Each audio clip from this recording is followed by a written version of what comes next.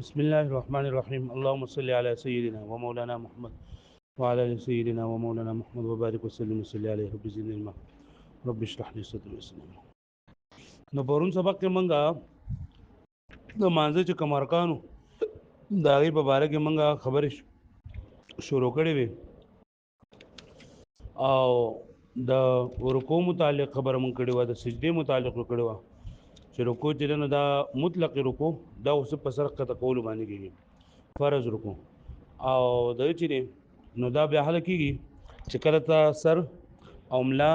او شاته سره ټول برابري نو کامل رکوع وي دغه سجده مطلق سجده خو صرف دا چې لکه صرف تندې په ځمکه باندې ولګي او فرض دا چې لکه کامل چې ستا دغه اندامونه دواړه لاسونه دواړه خپې او دا شان پوزه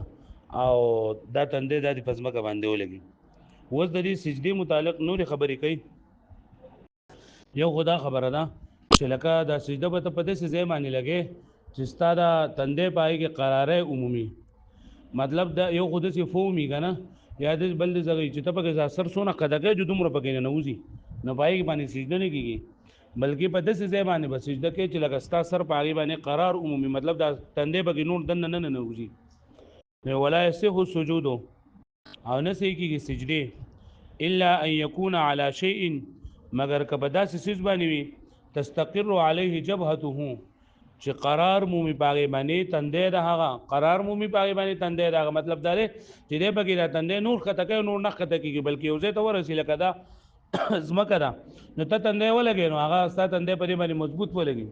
چې اوس د فومي چې دا بګی تندې لګي او هغه بګی نور نه نوځي هغه بګی نور نه نوځي نو په دې باندې بیان کیږي سجده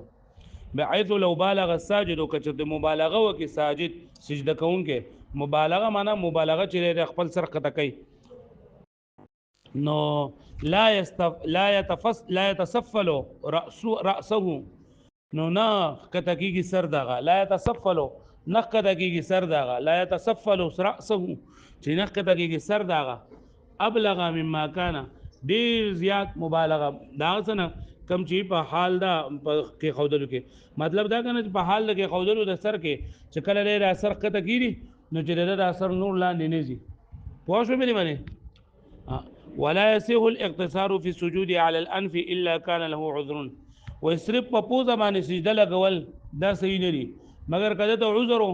عذر مطلب یعنی کله دا تندې خوګو یا بل څه خبره وا یا اوسې په پوزه باندې سجده ولګول بیا صحیح ده خو یوازې پوزه پس مکه باندې کې خودل چې تندې پس مکه لګ دي تندې دې رسمګي نو کړه سه پوزه پس مکه دي نو دا صحیح نه ده ولا يصح الاقتصار او صحیح نه اکتفا کول په سجدو کې علی الانف په پوزه باندې الا اذا قال له عذر مگر کا عذر ورته جو بیا صحیح نه من سجد على كفه او على طرف ثوبه جاز مع الكراهه چرتا دغه زمکه یخدا نو دې پرې لاسونو باندې پوزک دي واسې دې پرې باندې وکړه ان خپل تندې خپل پوزا دې په لاسونو باندې کې خدا یہ کپڑا ځان ته خوراک لاله مطلب دا ساده ځان خور کو چې پای باندې تندې کې خودو په دې مانځه کې کرا یا کپڑے ځان ته کړې په کپڑے باندې دا وکړه په لمن باندې پرې باندې سجده وکړه چې مطلب زمکه یا خو یا بل څه نظام جایز دی خو مکروه دی من سجد على كفه چې سجده وکړه په خپل ورغوي باندې او على طرف ثوبه یا د خپل کپڑے په یو طرف باندې نو جایز دی او مال کراهت سره د کراهت نه که پوه شوي ويشترط لصحة السجود ألا يكون محل السجود أرفع من موضع القدمين بأكثر من نصف ذراع وکله چې ته په یو ځای باندې ولاړې کنه نو سجده په اوچت ځای باندې نه لګي چې هغه نیم غز تقریبا 9 انچ راځي نو چې دومره په اوچت ځای باندې ته سجده نه لګي چې هغه د 9 انچو رچنده سی وای واښوي مطلب دا ته په ځمکه باندې ولاړې په ځمکه باندې او تندې دې انده په ارتفاعي باندې دی نو دا صحیح نه ده واښوي هغه چرته وزرو مطلب یې ډیر زیاته غنا وا نو بیا چې نو بیا دبل پملا باندې خپل سر جنده کې خوده شي او چې وزر نو لکه د خپل د سجدې رزنه نه انچي بوچتيږي نو 9 انچي بوچتيږي ويشترط لصحة السجود او شرط کړی شوی دی د صحیح کېدو د سجدې لپاره الا يكون محل السجود جنوي محل سجدو یعنی زیر سجدو ارفع من موضع القدمين د دوانو قدمونو د زینه اوچت باکثر من نصف ذراع د نیم غز نه سیوا پوه شو به باندې مطلب دا کم ځای کې چې ستا خپې پرتی دي کنه دا خپو د زینا د سجدي کې نیم غز سیوا نه نیم غز خودل لګي دا یو دا زمونږ دا اسلامي غز دی یو انګریزي غز دی نو اسلامي غز د دې پوری مطلب 18 انچي یو غزي 18 انچي یو نیم فوټ نو 9 انچي ته مراد دی نیم غز 9 انچ او دا دغه چې کوم دی انګریزي نو هغه 36 انچي 36 3 فوټه یو غزي دا تین د مراد فإن زاد ارتفاع موضع السجود على نصف ذراع کچرته زیات شو د سجدي د لګولو ځای او چتواله د سیوا شو على نصف ذراع د نیم غز نه یند نه انچونه سیوا شو نو لم تصح صلاه نو بیا دا مو صحیح نه الا اذا كان ازدحام شديد مگر کډیره زیاته غنا وډیره زیاته او دغه نه کېدو ځای نو بیا کړه د سجدي د ځای لپاسه شي جو خیر ده خو کګړه نه او عام حالاتو نو دی به د خپل قدمونو نه د خپل خپو نه بعد سجدي ځای نه انچ اوچتای نه پوه شو به باندې القعود الاخير پنځم نمبر اخرنۍ قاعده قدر قراءه التشهد د تشهد ویلو په مقدار باندې یعنی اخرنۍ قاعده دونه ساعت کول چې بریګه اخرنۍ قاعده او د تشهد په ویل شي نو دا فرض دي پوه شو کچا تشهد ویل په واجب دي تشهد ویل واجب دي کله اسی کې راستو نو مونږ شوی دی خو لکه سیده ساهو بکای ځکه چې قراءت دا بګی نه تشهود نه ویلې او دونه مقدار باندې کې نستو چې تشهود پکې ویل کېږي نو فرض د ادا شول واجب پرې خو دي سیده ساهو بکای القعود الاخير قدر قراءه التشهد اخرنه قاعده په مقدار دا ویلو د تشهود قد عد بعض الفقهاء وې بعض فقهاء په کې دا کړی دي کنه چې د مانځنه په خپل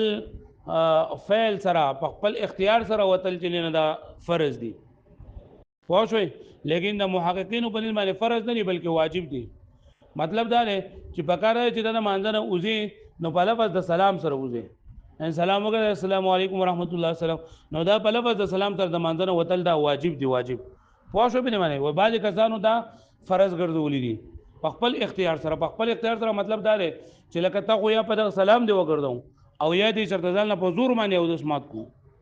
ها په زور باندې ځان او د سمات کو د منځنه اوته په مقدار ته شهود باندې نه شوي او په زور دې ځان او د سمات کو نو دا صحیح ده خو فرض نه دي دا او کم بعض کسانو دا فرض ګرځولي دي چې مطلب دی په خپل فعل سره چرنده به اوزي پوه شو به معنی په دې ناکاره فعل دا کو مطلب دا کنه چې ځان له په زور باندې او د سمات کو ها او هواي خارج کړل یې واړو بول اساس کړه کو نو مونږ شوه دی په مقدار ته شهود باندې نه استه پوه شو به معنی قد عد بعض الفقهاء وبعض الفقهاء کرام د شمار کړي دي الخروج من الصلاه بصنع المصلي